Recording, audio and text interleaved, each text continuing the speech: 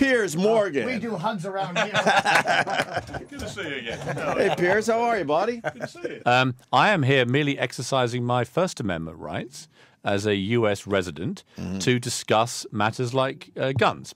And, in fact, there was an attempt to deport me on a White House petition signed by 150,000 Americans, which failed because President Obama ruled that I'm protected under the Constitution under my First Amendment rights. Right. So you can abuse me as much as you like, and this gentleman just did, and he can want me to go back to Britain, which I do from time to time.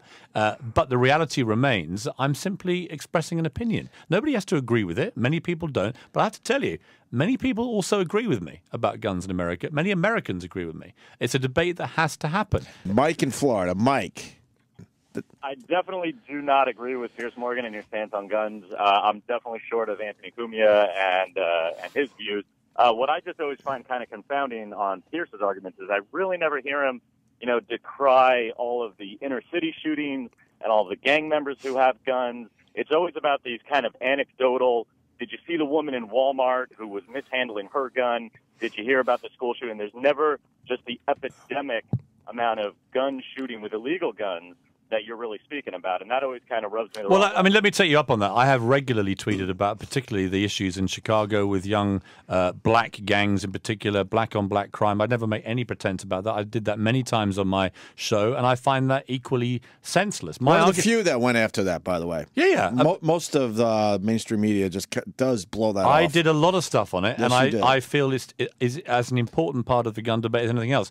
But my real issue is about the culture which makes a nuclear scientist think it's a good idea to take a loaded handgun in a bag into Walmart and let her 2-year-old son pull it out and use it. That, to me, is something that shouldn't be happening. And there's nobody out there who supports gun rights that can explain to me why that's a good idea. Well, can you say, though, that it could be something like there even brilliant people make dumb moves? Like the female astronaut who put on a diaper and drove 3 states over because she wanted to see her ex-boyfriend. Like, she's obviously a genius, but just an idiot in her personal life. Let me ask. It's Mike, right? Yeah. Oh, he's still here. Let me ask you, Mike.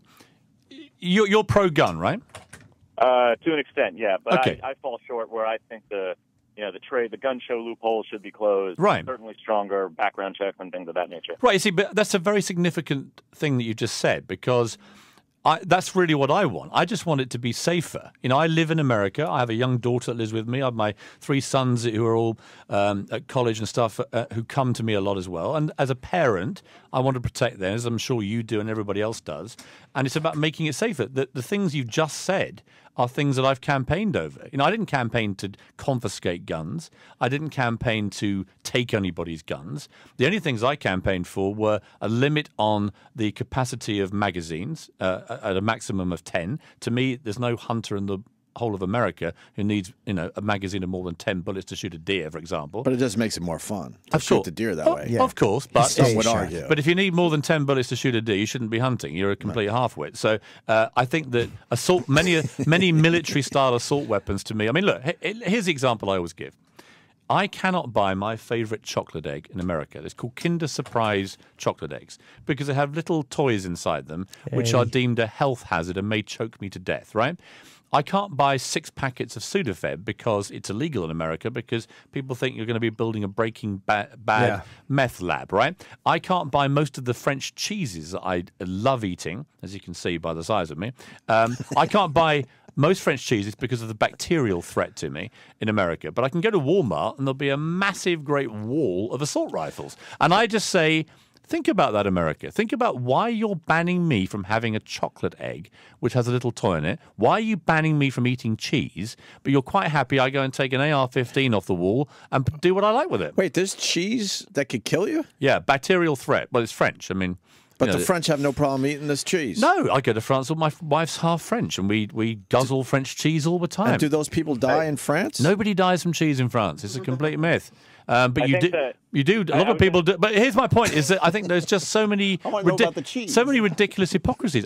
If all that Americans did was accept that they were going to be regulated with guns in the same way they are with cars, it would be a massively safer country. So you are a very regulated nation. You love to talk about how free it is, but for me, coming to America, you are crippled by bureaucracy, crippled by lawyers, incredibly highly regulated, and you suffer all sorts of laws which prohibit you doing all sorts of things. The only thing you don't want to accept is any sensible regulation on gun safety. I simply say, why? Why can't you just allow the same regulation methodology, if you like, to guns that you do for cars? Or relieve the other ones. It is regional, though. I mean, it's much more regional, where in New York City, in Chicago, it is incredibly more difficult to get a gun. In Florida, I registered, I did the background check. 3 days later, I had a handgun. Right. But if you look at the statistics, I'm far more likely to be shot by an illegal gun in the places where it is much more difficult. Well, I don't understand. I don't understand why all gun laws in America are not federal. I mean, to me, again, as an outsider, utterly baffling that 70% of all the illegal guns found in New York came from Virginia. Yeah, state-to-state gun laws are ridiculous. Same in Chicago. Where do the gangbangers get their guns? They don't get them from Chicago gun stores because there aren't many. They get them from, Gary or somewhere like that. So it's something that has to be dealt with, to me, on a federal level. But you start saying that in America and people jump up and down about states' rights. They would argue if you put any regulations in place, even a little one, that's all right. Now they're going to go for more regulations, and it never stops. That's what some of the gun people are really paranoid and worried about. In the 70s, it was pretty common for Americans to drink drive.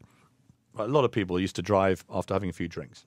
We all tell the stories. And they would just let you go. Right. They didn't arrest you. Right. And that was our parents' generation didn't get any issue with that. And so as a result, a lot of people were slaughtered by drink driving in America. And then a young girl was killed in particularly awful circumstances. And Mothers Against Drunk Driving, MAD, they were called, rose up in the 70s. And they were a movement driven by mothers. And as a result of that, they changed a lot of the laws relating to drunk driving. And I think it's been like a 93% fall, something like that, in the number of people killed by drunk drivers in America since then. So where you bring in sensible safety regulations, you see a massive drop-off in death. Let me leave you with this thought. 32,000 people a year get killed by guns in America, right? Of which 18,000 are suicide, 12,000 or so murder. Another 70,000 people get hit by gunfire but survive, often due to the miraculous work of surgeons. 100,000 people a year in this country are hit by gunfire. At some point, if that was a new disease that did that, the federal government would pump with the full support. Look at what happened with Ebola, right? 2 people died of Ebola in America, and billions were thrown at combating this lethal disease. And yet 100,000 people a year could be hit by gunfire, and nobody wants to change anything to try and stop that happening. If 100,000 people were affected by, let's say, French cheese. Right. Right, the most lethal concoction out there. Right. And my final question for you, Mike, is can you get me a Kinder Surprise egg? Because I haven't had one in America for years. Well, what sucks, Piers, is I hate when I want to argue with somebody and they have a shockingly rational, reasonable point. That I would like to apologise. On a positive note, the previous guest who rang in had a slightly irrational view of me, which I think balances it out.